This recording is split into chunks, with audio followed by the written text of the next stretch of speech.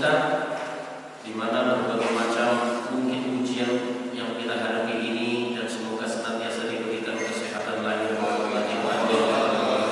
Salawat dan salam semoga senantiasa Allah tambah dan limpahkan kepada junjungan kita Habibana wa Habibana Muhammad sallallahu alaihi wasallam, manusia yang paling dimuliakan oleh Allah Subhanahu wa taala, manusia yang di dalamnya ada suri tauladan yang bisa ditauladani oleh orang-orang yang mengikuti beliau secara lahir maupun batin, maupun juga bisa dijadikan sebagai suri tauladan walaupun oleh orang-orang yang tidak seakidah dengan beliau.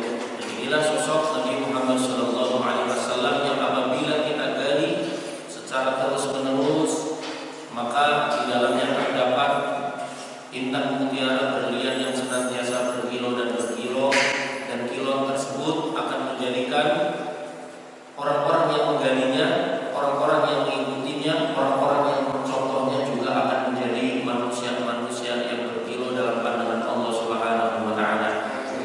Jamaah sekalian rahimani wa rahimakumullah, sebelum memasuki kepada fasal yang keempat, terlebih dahulu tadi doa disampaikan, moga-moga kita dijauhkan dan moga-moga pandemi ini segera lewat.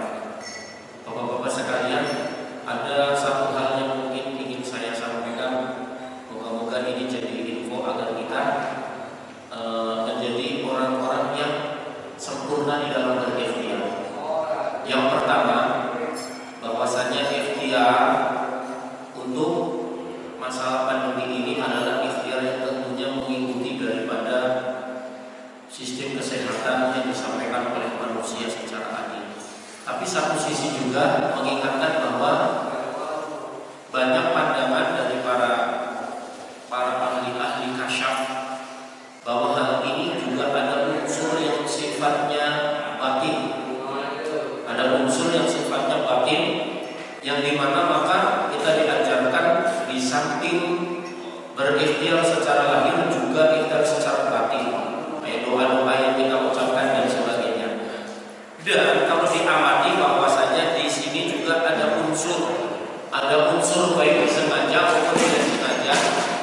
Dampak-dampak yang muncul diantaranya adalah degradasi iman, degradasi keimanan. Maka ketika menyangkut masalah aspek keimanan, kemudian banyak yang berpikir ini pasti ada sangkut pautnya dengan masalah yang kaitannya punya visi dan misi agar keimanan hamba-hamba Allah Subhanahu wa taala itu menurun, dan ini tidak dinafikan. Berarti ada unsur-unsur yang sifatnya ghaib. Ada unsur-unsur yang sifatnya ghaib. Makanya selalu berdoa, a'udzu bikalimatillahi tammati min syarri ma khalaq. Bismillahirrahmanirrahim, la yadurru ma'asmihi syarrun fil ardi wa fis samai wa huwas samiul alim.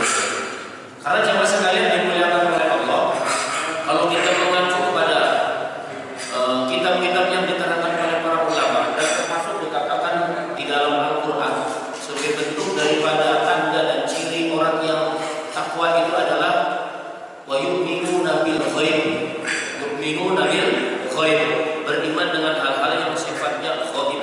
Dan unsur keghaiban itu luar biasa ada di sekitar kita. Bahkan sekarang ini amat sangat dominan, sehingga bermunculan peristiwa-peristiwa yang sifatnya ghaib, yang baik secara langsung maupun secara tidak langsung mempengaruhi psikologi manusia. Psikologi manusia sekarang ini terpengaruhi oleh unsur-unsur yang sifatnya ghaib. Maka marilah kita senantiasa berlindung kepada Allah Subhanahu wa taala dengan semampu yang memang kita tahu. Karena memang dasarnya kita adalah syariat, maka kita laksanakan syariat yang diajarkan oleh baginda Nabi Muhammad sallallahu alaihi wasallam. Dan untuk urusan yang sifatnya ghaib, biarlah menjadi urusan para ulama-ulama yang telah memang diberikan kasyaf oleh Allah Subhanahu wa taala. Bismillahirrahmanirrahim. Al-Faslur Rabi', pada fasal yang keempat ini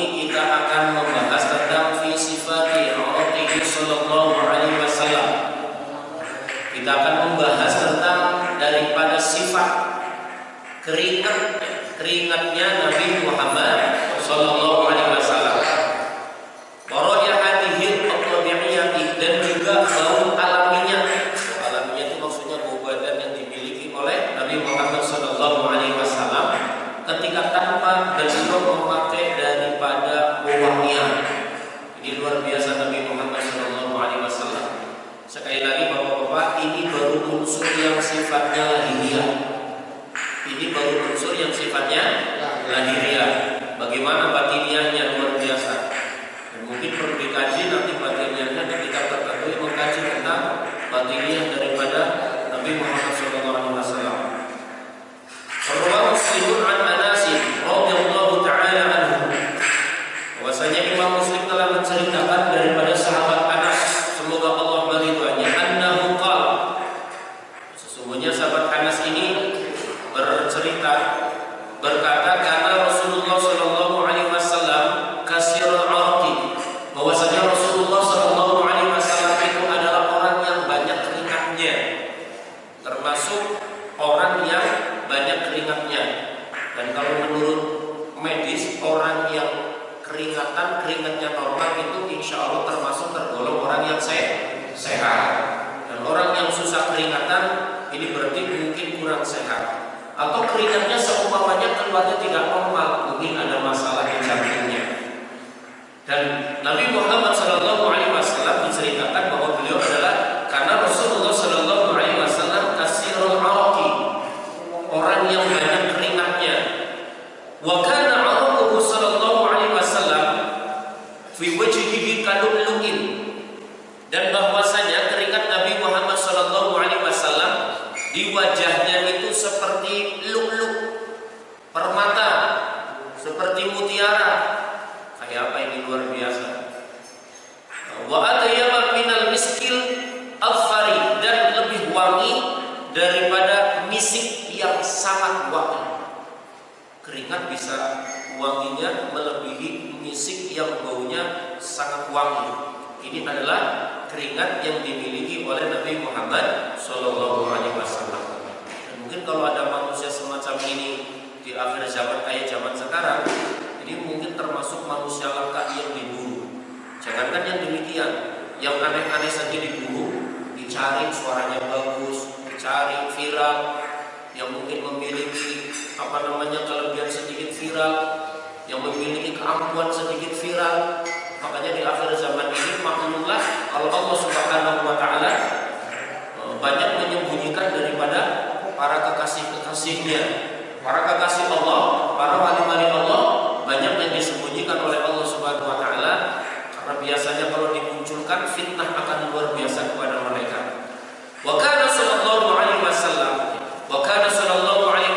idza nazzala alaihi wahyu, dan Nabi Muhammad sallallahu alaihi wasallam itu ketika turun pada beliau wahyu, saqula lidzalika, maka Nabi Muhammad sallallahu alaihi wasallam merasa berat.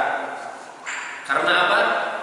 Jamaah sekalian, seperti kita pahami, Nabi Muhammad SAW itu menerima wahyu bukan dengan cara dikasih kitab, bukan cara dikasih kitab. Makanya beliau bergelar Nabiyul Ummiyin, yang dalam bahasa Ummiyin ini adalah tidak bisa baca dan tidak bisa menulis. Maka itu wahyu langsung diturunkan kepada beliau, beliau langsung dibikin hafal oleh Allah Subhanahu wa taala. Hafal, kemudian nancap itu wahyu dalam kalbu rohani beliau. Nah, beliau merasa berat ketika menerima wahyu. Gak kayak manusia pada umumnya. Ketika dibacaan Al-Quran, kalau manusia umumnya mungkin tidak peka, dia akan biasa-biasa saja, bahkan cengengesan umpamanya. Yang umpamanya bisa meresapi, umpamanya lagunya bagus, umpamanya tahu maknanya, bisa dia mungkin menangis. Dan juga mungkin bisa merasa gembira karena tahu daripada artinya. Jadi saqula lidzalika, Nabi Muhammad sallallahu alaihi wasallam ketika turun wahyu sekali waktu, beliau merasa berat sekali dengan turunnya wahyu kepada beliau. Wa tahaddara jabinuhu, dan dahi beliau mengerut, kayak menahan sesuatu yang mengerut dahi beliau. Marraqan ka'annahu jumal, dan dikarenakan mengerut seolah-olah keringatnya itu seperti juman. Juman itu kalau bahasa lainnya adalah ainul-lu'in, seperti mutiara sampai berkeringat menetes, seperti tetesannya seperti seolah-olah seperti permata.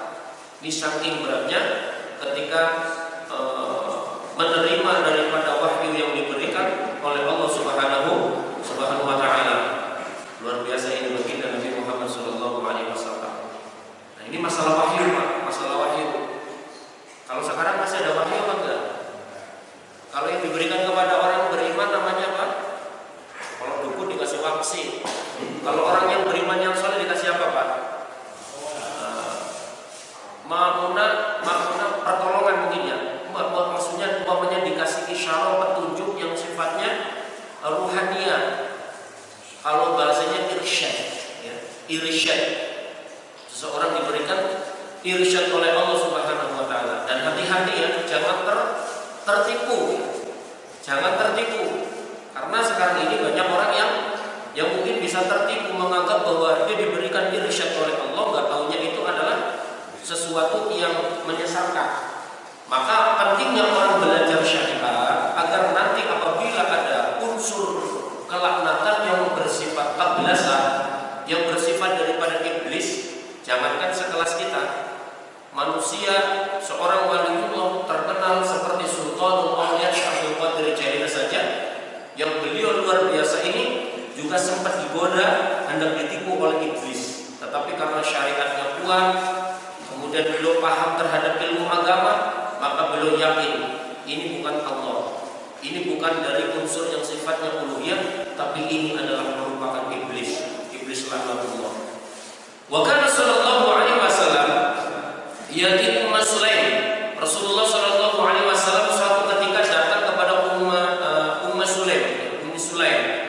Lah kemudian fayaqilu indaha, dan di di tempatnya Ummu Sulaim ini Rasulullah sallallahu alaihi wasallam tidur siang. Fatabsutu lahu nit'an. Kemudian Ummu Sulaim ini membeber atau menggelar daripada sejenis kain karpet atau wol. Fayaqila alaihi, maka Rasulullah sallallahu alaihi wasallam tidur siang di atas daripada karpet ini. Dan apa yang terjadi? Wa kana kasirul arqi. Dan Rasulullah sallallahu alaihi wasallam pada waktu tidur siang tersebut banyak mengeluarkan daripada keringat. Maka kemudian Ummu Sulaim tajma'u arqahu, mengumpulkan daripada keringatnya Nabi Muhammad sallallahu alaihi wasallam, fataj'aluhu fit taybi, kemudian menjadikannya untuk wewangian. Di luar biasa Ummu Sulaim ini, cerdas. Digelarin karpet atau wol, kemudian banyak keringatnya Nabi, lah keringatnya diperas dijadikan daripada wewangian. Itu keringatnya Nabi. Kalau keringat kita mah boro-boro, Pak. Wangi ya, wangi harum jamban orang bagus. Faqala Nabi sallallahu alaihi wasallam, kemudian Nabi Muhammad sallallahu alaihi wasallam bertanya kepada Ummu Sulaim, "Ya Ummu Sulaim, ma hadza?" Wahai Ummu Sulaim, ini apa ini? Qalat ngarokuka. Ummu Sulaim berkata, "Ngarok." Ya, keringat engkau ya wahai Rasulullah. Wahai Rasulullah, naj'aluhu fi tibina. Aku menjadikan keringat engkau ini untuk pewangian kami ya, kami. Beliau dan keluarganya. Kami menjadikan atau aku menjadikan keringat engkau untuk pewangianku, atau kami menjadikan keringat engkau itu untuk keluarga. Wa huwa min atayyib thayyibi. Karena apa? Karena keringat engkau, dan adapun keringat engkau ini adalah bagian dari sewangi-wanginya wewangian. Wah, ini luar biasa ini. Wa fi riwayatin, diceritakan dalam riwayat lain, qalat Ummu Sulaim berkata, "Ya Rasulullah, wahai Rasulullah, narju barakatahu lisibyanina." Aku atau kami mengharapkan daripada keberkahanmu bagi atau untuk daripada anak-anak kami, mengharapkan keberkahan lewat keringatnya Nabi Muhammad sallallahu alaihi wasallam. Qala asabati. Nabi Muhammad sallallahu alaihi wasallam bersabda, "Asabti, benar engkau." Maka jangan heran kalau umpamanya ada sekarang ini masih ada Umpamanya contoh di pesantren-pesantren bapak-bapak ada bekas minumnya kiai diminum oleh santrinya. Kalau anak-anak kota bilang apa? Jijik gitu kan. Tapi kalau di sana ada pemahaman apa? Ada berkahnya kiai, berkahnya orang soleh, berkahnya anjingnya. Yang memang mereka itu istiqomah ya. Mereka itu benar-benar istiqomah.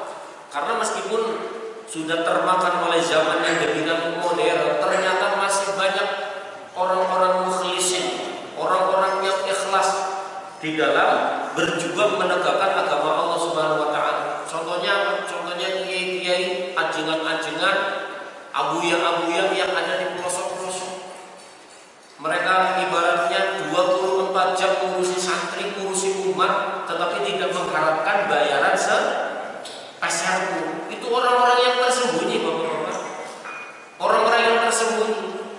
Bahkan kalau menurut kisah-kisah orang-orang yang soleh, Allah itu menyembunyikan hamba-hambanya, yang hamba-hambanya itu mungkin kalau dalam bahasa zaman dulu ketika Nabi Muhammad SAW mengatakan kepada para sahabatnya, engkau nanti kalau bertemu dengan seorang laki-laki, orang laki-laki demikian maka mintalah doa kepada dia, karena beliau adalah termasuk hamba Allah yang tidak terkenal di bumi, tetapi tidak terkenal di penduduk bumi, tetapi terkenal di kalangan penduduk langit. Siapa Pak? Uwais al-Qarni, yang luar biasa kan, syariatnya kelihatannya biasa, tetapi kata Rasulullah, beliau adalah sosok yang sangat terkenal di kalangan para penduduk langit. Penduduk langit itu siapa? Malaikat. Penduduk langit malah malaikat. Ini kalau diulik lagi lebih dalam lagi, karena Allah menciptakan malaikat ada berapa lapis? Sab'an tibaqa, 7 lapis. Lapis pertama namanya apa? Langit pertama, lapis pertama namanya apa Pak? Oh nggak dibahas ya, nggak usah dibahas sekarang.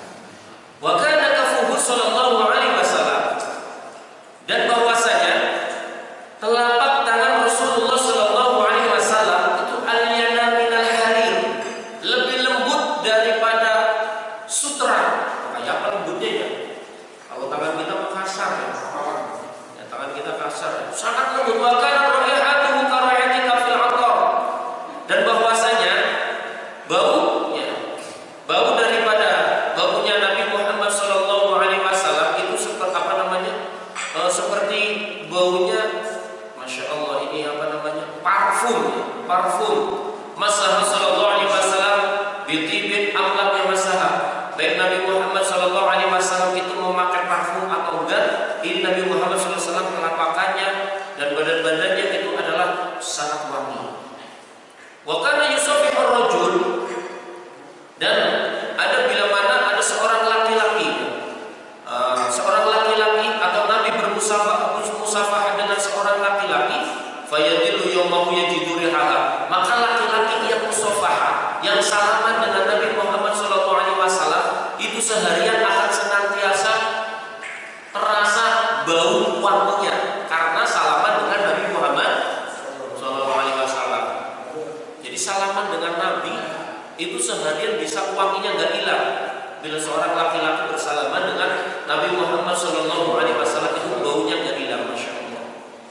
Wa yadhu yadahu ala ra'si sabiy fayu'rafu min baini sibyan, bahwasanya birihah ala birihiha ala ra'sihi, dan apabila Nabi Muhammad SAW itu meletakkan tangan beliau di atas kepala daripada seorang anak laki-laki, fayu'rafu min baini sibyan, maka akan diketahui di antara anak-anak yang lain baunya yang masih ada di kepala. Jadi kepala kalau ditaruh daripada tangannya Nabi Muhammad SAW itu ketahuan, itu habis dipegang oleh Nabi Muhammad SAW, karena masih ada bekas wangi di kepalanya. Jadi ini adalah Masya Allah, wanginya luar biasa, mujizat yang luar biasa yang tidak dimiliki oleh satu makhlukun kecuali oleh Nabi Muhammad SAW. Kayak apa ini mulianya orang semacam ini. Wa qala Anas, dan telah berkata sahabat Anas radhiyallahu anhu, ma masastu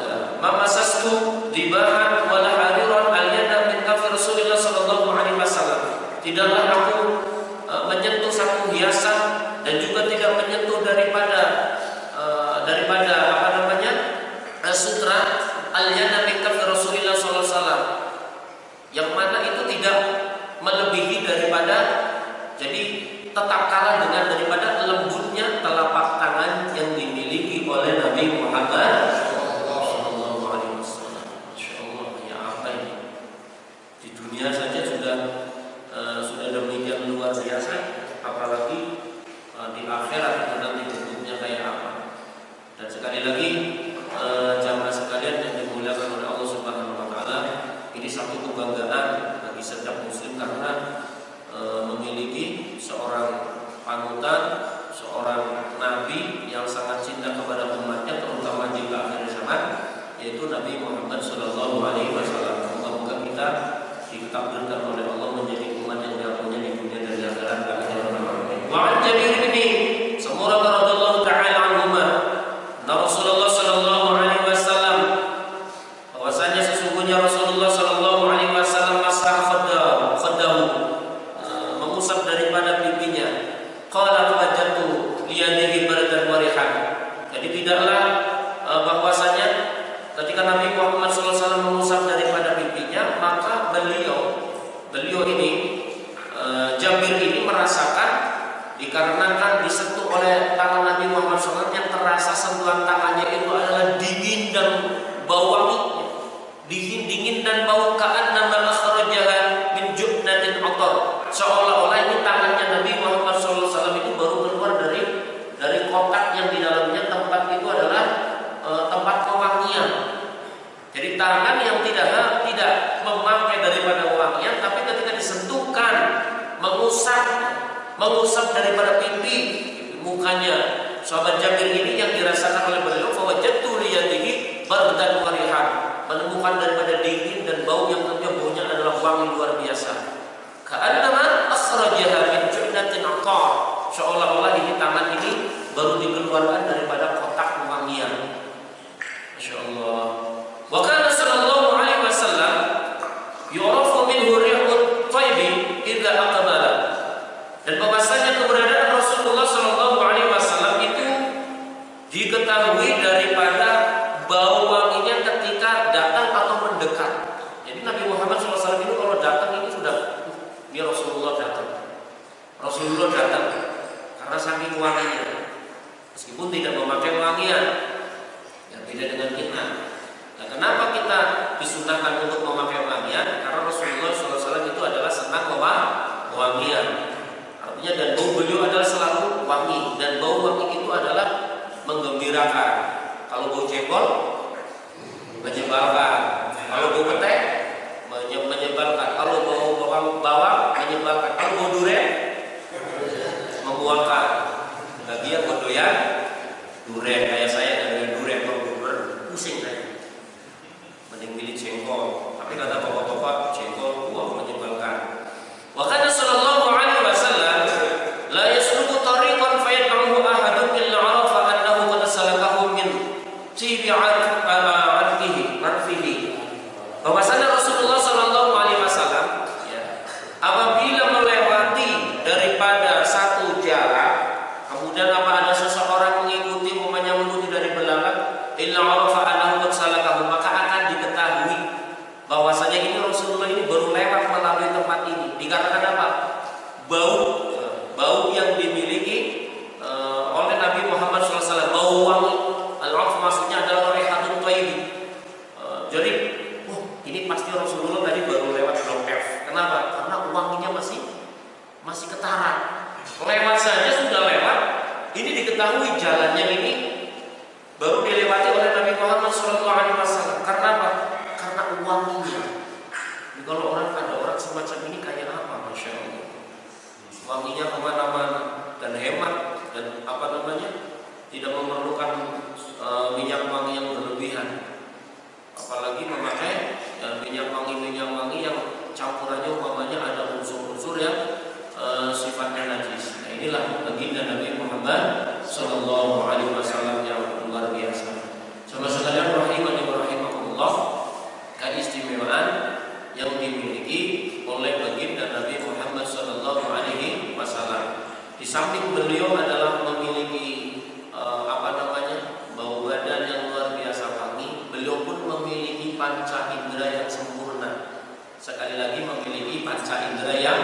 yang sangat bukan lagi sempurna, sangat sempurna. Kayak kemarin kita bahas bahwasanya penglihatan Nabi Muhammad SAW itu bisa melihat dalam suasana gelap. Melihat gelap itu seolah-olah sama seperti melihat terang. Bahkan beliau dianugerahi, beliau Shallallahu Alaihi Wasallam dianugerahi oleh Allah Subhanahu Wa Taala kasyaf. Ya, kasyaf bahasanya udah dibukakan sama Allah. Tahu lah yang namanya tahu nanti alam masa depan kayak apa dikasih dikeluarkan dalam bentuk hadis. Akhir zaman kayak apa dikeluarkan dalam bentuk hadis. Diceritakan oleh para sahabatnya. Kondisi orang yang ada di alam kubur kayak apa diceritakan bahwa orang di alam kubur demikian. Kalau begitu bahasanya berarti bahasa lainnya Rasulullah itu bisa melihat orang di alam barzah. Rasulullah bisa melihat orang di alam barzah. Alam barzah itu ada di mana sih Pak? Alam barzah itu di mana? Di langit atau bukan? Bukan ya? Bedulenan. Harusnya ini sedikit banyak mungkin dikulik Pak, dikaji ya, karena berkaitan dengan perjalanan kita ya. Perjalanan apa? Perjalanan ruh, perjalanan nafas. Karena nafas kita ini akan kembali kepada Allah. Nafas apa yang kembali namanya nafsul mutmainnah. Ya ayyuhan nafsul mutmainnah, irji'i ila rabbiki radiyatan mardiyah. Ini sebenarnya makanya kalau ada semacam ada semacam ungkapan, ini ada yang bilang ini bukan hadis, ada yang bilang ini hadis, ada yang bilang ini ucapan sahabat. Satu ucapan yang sebenarnya penting bagi kita untuk bercermin dan menggali itu apa ucapan apa? Man arafa nafsahu faqad arafa rabbahu. Barang siapa yang arif, barang siapa yang mengenal dirinya, maka sungguh dia akan mengenal Tuhannya. Mulai dari unsur jasmani kita, jasmani Rasulullah jelas lebih dari kita. Ruhaninya unsur rohaninya, dan unsur rohani Rasulullah itu amat sangat luar biasa dan amat sangat jauh dari unsur rohani yang dimiliki oleh kita. Karena dalam diri kita selalu senantiasa ya, berjihad. Yang Rasulullah katakan roja'na min jihadil asghar ila jihadil akbar, bahwa jihadun nafsi, jihad melawan hawa nafsu. Hawa nafsu ya, hawa nafsu. Bukan nafs mutmainnahnya, tapi nafsu-nafsu yang lain yang menjadikan kelabilan seperti nafsu lawamah, yang menjadikan orang senantiasa berbuat kemaksiatan kepada Allah, yaitu nafsu amarah bisu. Nah kalau orang masih ada unsur ininya, lawamah amarah bisu, nggak bisa mutmainnah, kira-kira irji'i ila rabbiki radiyatan mardiyah fadkhuli fi ibadi wadkhuli jannati, enggak susah. Nah nanti kalau masuk barzah itu bagaimana? Berarti di situ ada unsur konsekuensi. Alam ruh, alam rahim, alam barzah. Itu kayak apa? Dalam bahasa lain bahrul hayat, kemudian rahim, kemudian barzah. Itu kayak apa sebenarnya? Jadi mungkin perlu mengkaji diri agar lebih kenal dengan Allah, karena diri ini adalah kitab yang diberikan oleh Allah yang luar biasa. Bahkan ada yang berani mengatakan bahwasanya semesta alam itu ada pada semesta diri. Semesta alam ada pada semesta diri. Nah, ketika hamba-hamba Allah ini seperti Rasulullah Shallallahu Alaihi Wasallam telah dibukakan kasyaf oleh Allah Subhanahu Wa Taala, sendirian, maka tidak ada hijab bagi beliau. Tidak ada hijab lagi, semuanya kelihatan terang, bahkan sampai nanti peristiwa yaumil qiyamah. Dan itu dituangkan dalam hadis-hadis yang bapak-bapak mungkin atau dengar dari ustaz-ustaz, ulama-ulama yang menerangkan tentang asyarus sa'ah. Luar biasa kasyaf beliau. Dan kenapa bisa kasyaf? Ya kasar beliau karena memang beliau tidak punya dosa, bersih, maka Allah bukakan rahasia-rahasia alam, belum pahamkan daripada tajalinya Allah, kebesaran Allah Subhanahu Wa Taala yang luar biasa. Waktu sekali lagi, waktu Rasulullah Sallallahu Alaihi Wasallam yakhudul miskar fayamsahu bihi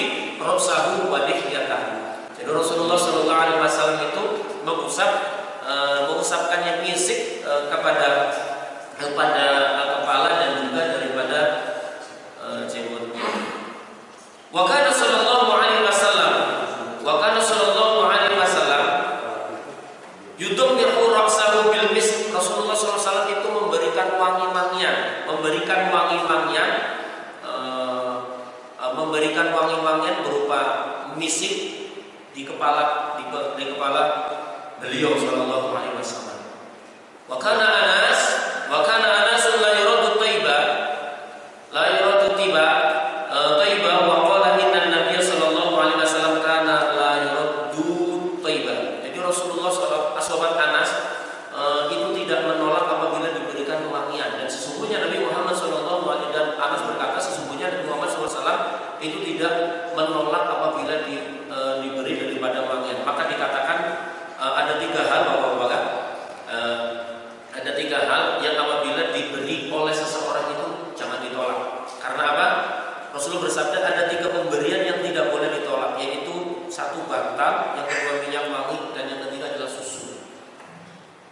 Ini ajaran Rasulullah, bantal, minyak wangi, dan susu. Makanya kalau ada orang habis pulang umroh, pulang haji kasih minyak, terima aja minyaknya. Kalau minyaknya diterima bang, ya terima aja. Kalau nggak cocok nggak usah dipakai.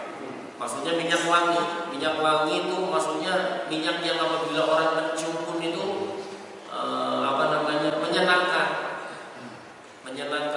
Jangan kayak model sekarang pakai minyak yang nggak wangi, lagi mahal qiyam sallallahu alaihi Muhammad, muter bagi-bagi minyak.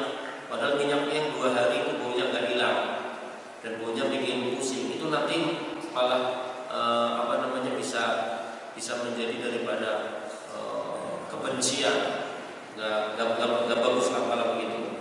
Jadi juga ditambahkan bahwasanya Rasulullah Shallallahu Alaihi Wasallam bersabda ada tiga pemberian yang tidak boleh ditolak, yaitu bantal, minyak wangi, dan juga daripada susu. Waman Abi Utsman Nahdi radhiyallahu anhu taala qala Rasulullah Shallallahu Alaihi Wasallam idza u'tiya ahadukum, Rasulullah Shallallahu Alaihi Wasallam bersabda idza u'tiya, tatkala diberikan, siapa yang diberi ahadukum, salah satu daripada kalian, arwahana wangian, fala yaruddahu, maka janganlah menolak daripada pemberian itu. Kenapa? Fa innahu kharaja minal jannah. Malah dikatakan bahwasanya karena sesungguhnya itu berasal daripada surga.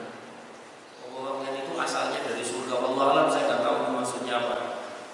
Dalam tekstualnya adalah fa innahu kharaja minal jannah. Karena wangian itu berasal daripada surga. Wa man Anas radhiyallahu ta'ala anhu kana ahabba rayahina ilaihi sallallahu alaihi wasallam al-fakhiyah. Diceritakan dari sahabat Anas radhiyallahu anhu bahwasanya wangian yang paling disenangi oleh Rasulullah sallallahu alaihi wasallam itu adalah al-fakhiyah. Al-fakhiyah itu kalau bahasa lainnya itu adalah zahrul hina. Zahrul hina itu ada mengatakan bunga pacar. Ibunya kayak apa ini yang tukang minyak wangi yang paham. Bunga pacar, zahrul itu bunga, al-hina pacar, bunga pacar. Ini salah satu minyak yang disukai oleh Nabi Muhammad Shallallahu Alaihi Wasallam. Jamaah sekalian rahimani wa rahimakumullah. Sekali lagi Rasulullah Shallallahu Alaihi Wasallam adalah sosok yang luar biasa. Beliau mencintai kewangian, beliau mencintai kebersihan, dan ini dapat dijadikan panduan oleh kita semua selaku daripada umat Rasulullah Shallallahu Alaihi Wasallam. Dan jangan masuk dalam kategori orang-orang yang membenci yang disunahkan oleh Nabi. Sekali lagi jangan, karena bisa efeknya bahaya untuk keselamatan kita. Kalau memang kita belum bisa, mengikuti apa yang disunahkan oleh Nabi secara keseluruhan, terutama sunnah yang kalau dalam syariat hukumnya sunnah, gak usah mencibir. Juga jangan sekali-kali kalau kesunahan Nabi tersebut memang dikatakan oleh diijtihad oleh ulama adalah sesuatu yang sifatnya sunnah, jangan berani-berani mengatakan bahwa ini adalah sesuatu yang wajib.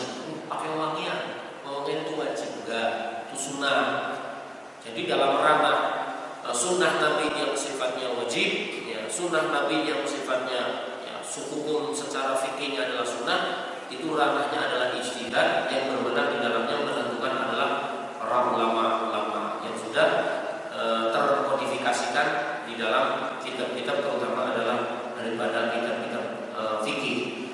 Jamaah sekalian rahimani wa rahimakumullah, Rasulullah Shallallahu Alaihi Wasallam sekali lagi adalah manusia yang sangat sempurna, bukan hanya dalam fisik, bukan hanya dalam rupa, bukan hanya dalam panca indera, bukan hanya dalam kemudian kekasyafannya, bahkan termasuk daripada suara beliau pun adalah termasuk sangat indah.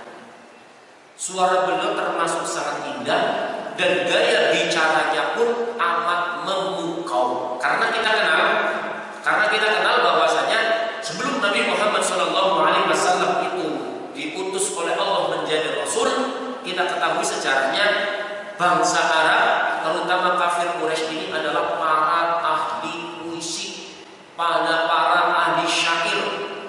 Nah, kemudian dengan sempurnanya ketika Rasulullah menyampaikan Al-Quran dengan gaya yang mempesona, bahkan ketika beliau menyampaikan sesuatu diceritakan dalam hadis-hadis pun dapat dipaham oleh para audiennya. Contoh, memberikan sesuatu pelan, sehingga dari penyampaian beliau yang pelan-pelan itu, kemudian dari Hasan as-Sauti dikatakan kan Anas radhiyallahu anhu, "Ma ba'atsallahu nabiyyan ilal hasan wajhi." Bahwa tidaklah ma ba'atsallahu nabiyyan, tidaklah Allah Subhanahu wa taala mengutus orang nabi illa tidak mengutus daripada Nabi Muhammad SAW illa hasan wajhi, kecuali bahwasanya mukanya ini adalah muka yang bagus, mengutus nabi kecuali mukanya bagus, suaranya bagus. Wa kana nabiyyukum ahsanahu wajhan, dan nabi kalian itu adalah sebaik-baiknya nabi wajahnya, sebagus-bagusnya wajah nabi yang diutus oleh Allah.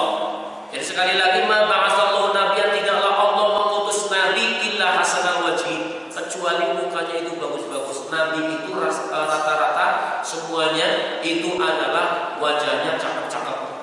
Hasanah sauti, kemudian juga suaranya bagus-bagus. Tapi jangan di debat ya Pak ya.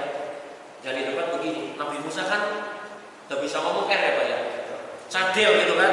Tetapi suara Nabi Musa itu bagus, cuman karena ada cadelnya. Dan cadelnya kita pun tahu.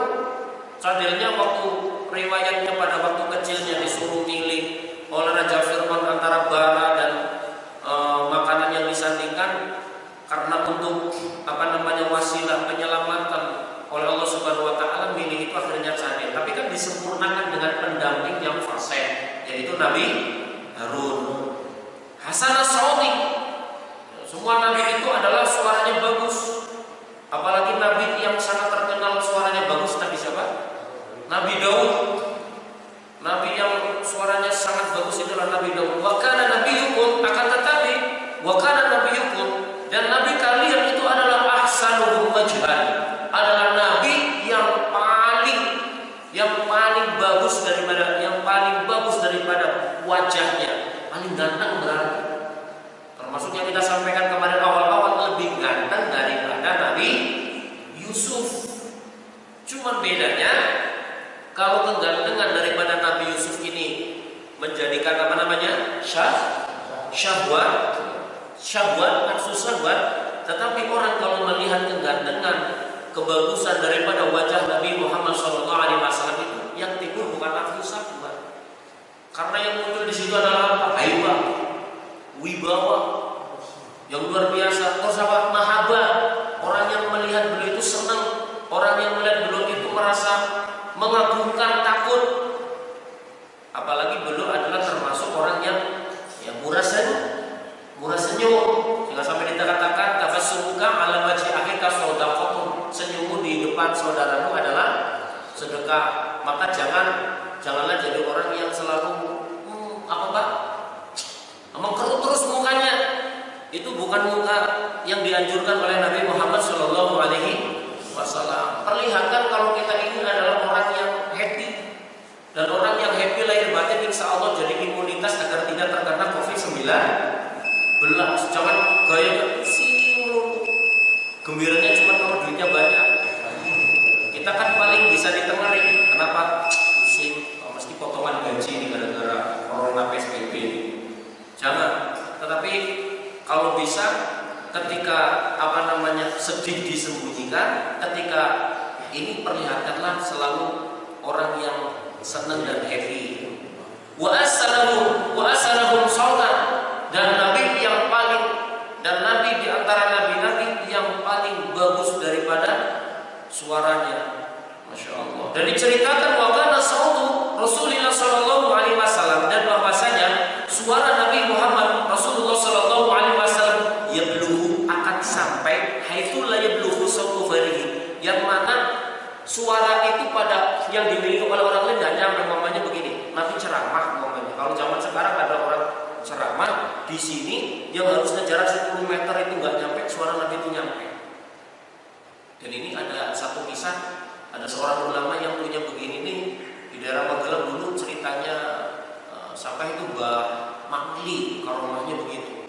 Jadi dulu kalau ya Makli itu terkenal dan banyak yang ikut mengalami langsung. Kalau beliau ceramah nggak mau pakai speaker, tetapi ketika ceramah dalam jarak berapapun meter pun, itu yang di belakang, paling belakang itu pada dengar suaranya. Itu mungkin karomah karomah atau mau diberikan ulama. Dan Rasulullah Shallallahu Alaihi Wasallam sudah begitu dari dulu.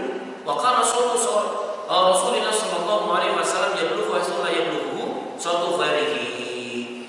Ini adalah satu hal yang luar biasa. Kesimpulannya adalah jamaah sekalian rahimahumullah, Nabi Muhammad Shallallahu Alaihi Wasallam Nabi yang bisa kita tiru. Kalau ada pertanyaan begini, kok bisa begitu ya? Apakah minimal kita sedikit, meskipun hanya setitik seumpamanya, itu bisa mengikuti? Tergantung kepada kita semua, karena Allah sudah memberikan ragu-ragu kepada kita bahwa inna akramakum indallahi atqakum. Tapi semacam mauna, semacam karomah, kalau mujizat mungkin ya, atau irsyad ataupun apa, janganlah dijadikan sebagai tujuan ibadah. Murnikanlah ibadah karena Allah. Kalau memang Allah menilai kita bahwa ibadah kita kepada Allah itu adalah merupakan ibadah yang murni, dan mohon maaf Bapak sekalian, saya sedikit mengingatkan di dalam salah satu syarah hikam dikatakan bahwasanya ada dua tipe golongan yang beribadah kepada Allah. Ini penting dicatat supaya kita tidak saling menghujat. Ada golongan pertama, orang yang ibadah itu istiqomah di dalam syariat, rajin sholat wajib gak pernah bolong, sholat sunnah gak pernah bolong, belajar ilmu lanjut, amal soleh sedekah jariyah dan sebagainya lanjut. Ini amal orang yang beribadah dengan berusaha jihadin nafsi, istiqomah dalam ibadah. Ini punya makom luhur di hadapan Allah. Dan kalau sampai memang mukhlisin, takwa ini luhur. Dan ada golongan yang kedua, golongan makhluk Allah yang kelihatannya ibadah syariatnya biasa-biasa saja, tapi memiliki mahabbah sangat tinggi kepada Allah. Karena mohon maaf ya, yang tahu kecintaan seorang, keikhlasan seorang kepada Allah di antara manusia itu hanya Allah kan? Nggak tahu. Mungkin yang ibadah di sini masih kalah dengan ibadah yang telah di rumah, karena di rumah cinta kepada Allah semuanya. Maka jangan saling menyepelekan. Orang yang makom istiqomah dalam syariat pun jangan menyepelekan yang ibadahnya biasa, tetapi ternyata dia punya kecintaan yang tinggi di hadapan Allah, ataupun sebaliknya. Moga-moga Allah berikan kepada kita keduanya. Dalam arti syariatnya dia, mahabbahnya juga dia. Dan moga-moga ini menjadi wasilah kita memperoleh ridwan Allah dunia dan akhirat. Amin ya rabbal alamin. Mungkin itu yang bisa saya sampaikan sekalian. Semoga Allah sekali lagi bukakan kepada kita pintu-pintu hidayah, pintu-pintu irsyad, dan pada akhirnya semakin paham terhadap nilai syariat dan pada kemarifatan untuk mencapai hakikat, semakin mendekatkan diri kepada Allah, bisa usul min Allah fi dunya wal akhirah.